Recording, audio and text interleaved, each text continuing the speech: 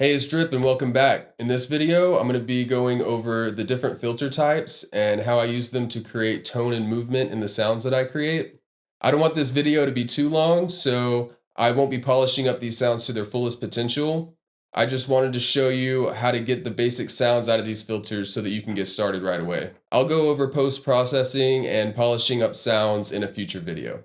All right, let's get right into it. All right, so I'm going to be going over a few different filter types in this video. The first one I'm going to go over is low pass. So with this filter shape, I like to make wubs typically, like wobbly wubby sounds. So what you'll want to do is you'll want to route your waveform through this high pass filter, and I like to take the resonance down a bit till about right there. You can route your LFO to the cutoff frequency. And off the bat, like you can see, you've got a wobbly sound, right? If you just bump that up, you can make it faster, make it slower. You can route the LFO to the level to make it a bit cleaner if you want.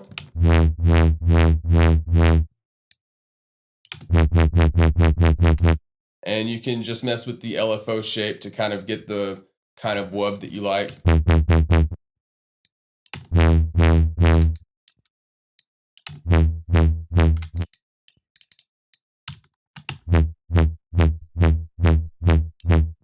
And moving on to a high pass filter. So I typically like to do like kind of a screechy sound with this. I'm not really sure what you would call it, but I want to crank the resonance up pretty high, and I want to do an LFO shape kind of like this, and I want to change it to an envelope. I want to route this LFO to the cutoff frequency, and I want it to sweep through the bass frequencies and land somewhere in the mids to high mids. So let's make that happen.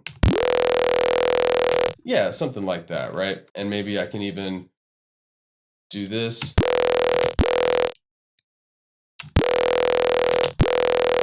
So that's like the kind of sounds I like to make with a high pass. All right, and moving on to band pass, I typically like to make growls. And I'm gonna do the same kind of shape as the high pass filter. I'm gonna do something like this, and I'm gonna put it on envelope again. I'm gonna route that LFO to the cutoff frequency, and I want it to sweep through the bass frequencies and land somewhere in the high mids again.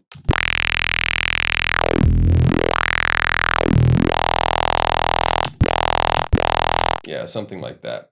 And then you can even route the LFO to the resonance to make it more resonant towards the end of the sound.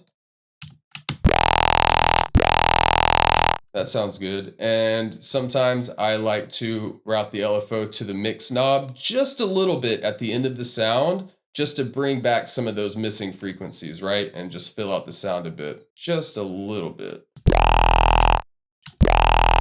Or you can not, just depending on the sound that you want. And you can mess with the octave too. And just messing with the cutoff frequency until it sounds right. Yeah, so that's the kind of sounds I like to make with a band pass. All right, and notch filters, I typically like to make kind of like a neuro bass kind of a sound. So typically I'm going to have unison, right? So I'm going to crank up the unison, have like a Reese kind of sound. Bring down the detune a bit. And what I like to do is I like to just have a bit of a slower LFO, just kind of sweep through the frequency spectrum. And I typically like to add a few of them to give it a morphing kind of sound. So let's go ahead and do that. Let's route LFO1 to the cutoff frequency, and let's make it bipolar.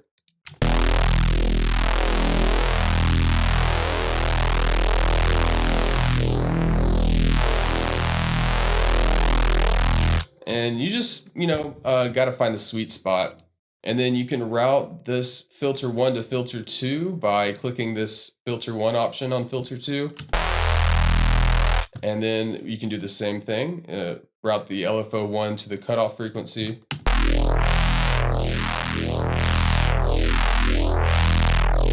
And that's already sounding pretty phasery, right? Kind of like a neuro bass kind of sound. And then you can add more too, just to give it even more of a morphing sound. Just the more notches you add, the more kind of phasery and morphy it's going to sound. And you can add different LFO speeds as well to give it more of a morphing sound. So let's add a bit of a faster one and see what it sounds like. Let's make this one bipolar.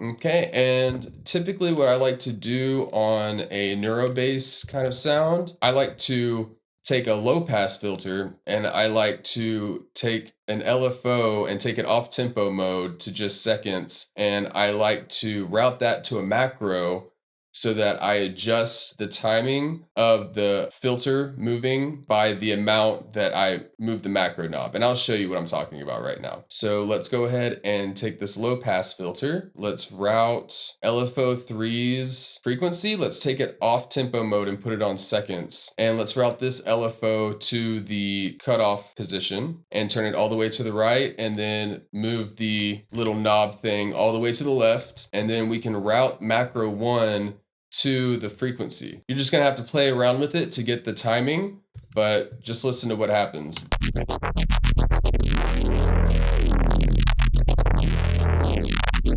Right, so I think it's a bit too much at maximum, so I'm gonna crank it all the way up to max, and then I'm gonna pull down on this knob right here.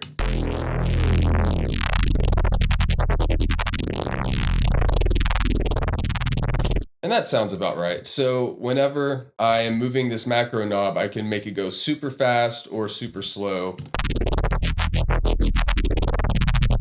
And another thing that I like to do, I like to route the same macro to the pitch. And let's go to the matrix, and I will set this value to 12 semitones so that it goes up and down an octave whenever I move this knob.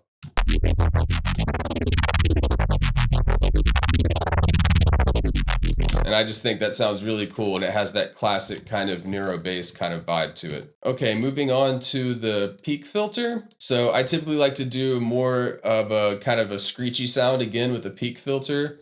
So I'm probably going to want to crank up the resonance on this, and I like to do a sweeping motion typically. But it also sounds good with like a triggered kind of wub LFO shape as well. But I'm typically doing this in an envelope and a shape like this. And I'm routing this LFO to the cutoff frequency. And I want to sweep it through the bass frequencies again and land somewhere in the mid frequencies. Bring down that resonance peak a bit. Yeah, see, like that sounds really cool to me, right? And you can do multiple peak filters, right? And you can route this first filter to the second filter, and you can do another peak filter. And maybe this time, instead of sweeping from the bass frequencies to the mids, I'll sweep from the high frequencies to the mids, and then they'll land somewhere in the middle. So let's do that, and maybe do something like this.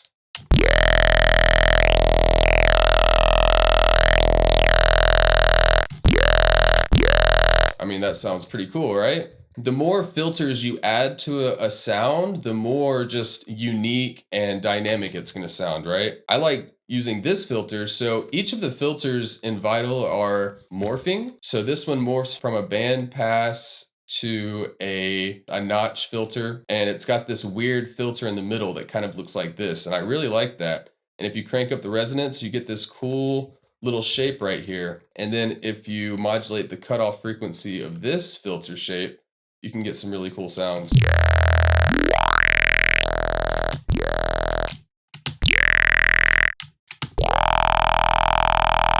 That sounds really cool. And I just want to show you what it sounds like with kind of the wub shaped LFO.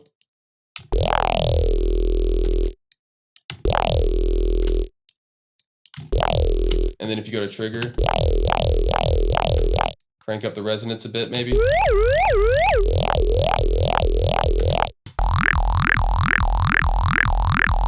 I mean, that sounds pretty cool. Yeah, so just messing around with the LFO shapes and just putting several peaks together to just resonate at certain frequencies, you can really make it sound good if you just kind of play around and find the sweet spots. Okay, and moving on to comb filters, flange filters, and phaser filters.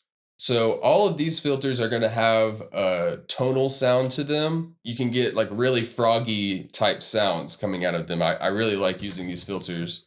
I typically use phaser filters whenever I want to get that froggy type sound, because flange filters and comb filters can be pretty harsh in the high frequencies.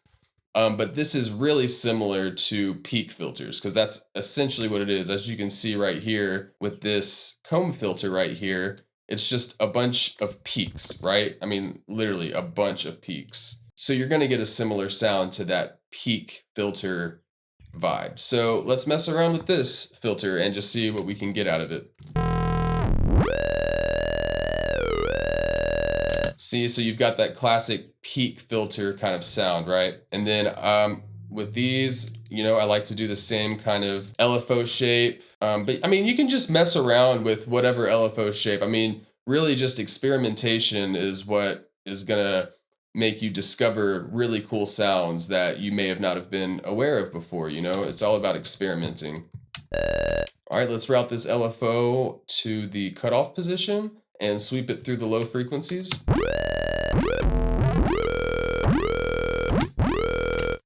Okay, put it on envelope mode and maybe speed it up a bit. Yeah, you've got that classic frog type sound, right? So right now we're kind of rolling off the high frequencies, which is what I would recommend with the comb filter, but you can bring them back if you want to have that really harsh high frequency.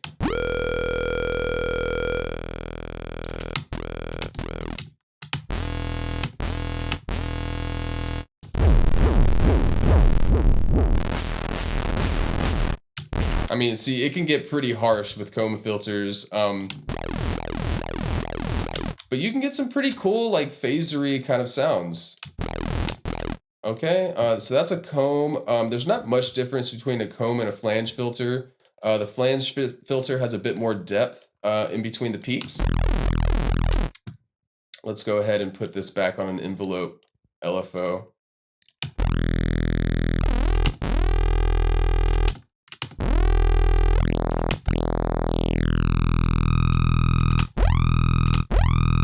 I mean, that sounds really cool, right?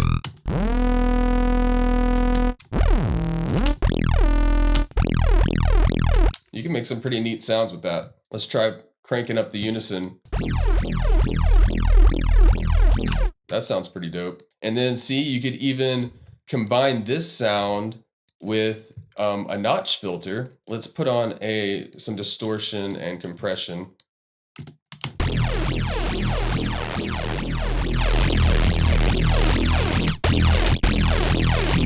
Right here. All right, and then route the LFO to the cutoff position.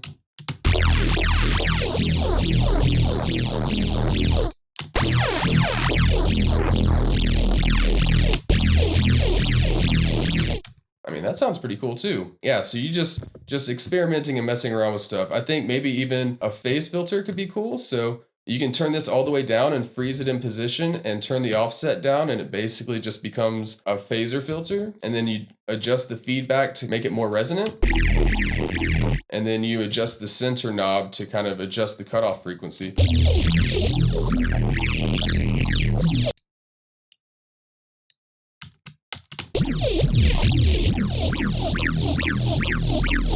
Then you can put the LFO on the mix level and then turn the mix level down and crank it up.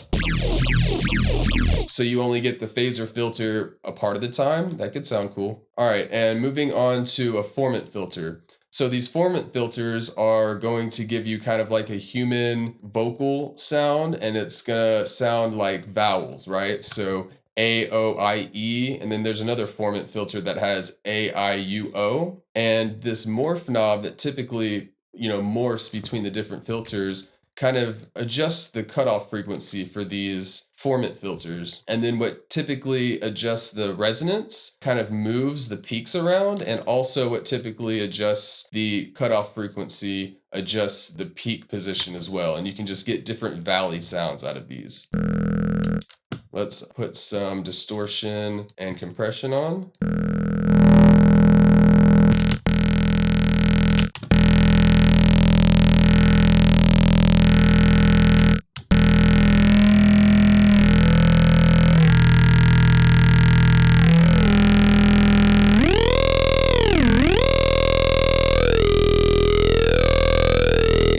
Yeah, see, and then you can morph this peak position to a slower frequency. Let's do maybe 2 to 1 or 1 to 1 and see how that sounds.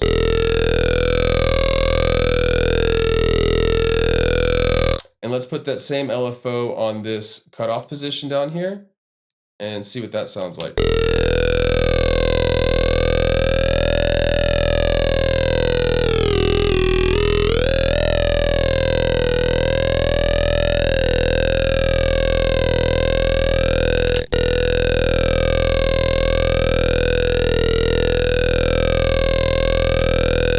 Yeah, getting a lot of A's and I's and O's and E's, exactly like it says, A, O, I, E. You can just hear it morphing between these kind of vowels.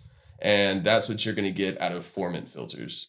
All right, these are the basic filters and how I use them to create tone and movement in the sounds that I create. I hope you learned something and found this information useful. If you have a different method for creating sounds using filters that wasn't discussed in this video, please let me know in the comments because I'd love to hear those. And also let me know if there's anything you'd like me to cover in a future video. As always, if you'd like a free EDM sample pack, you can click the link in the description and that'll take you to my website where you can get that for yourself. And until the next video, stay busy producing and I'll see you in the next one. Peace.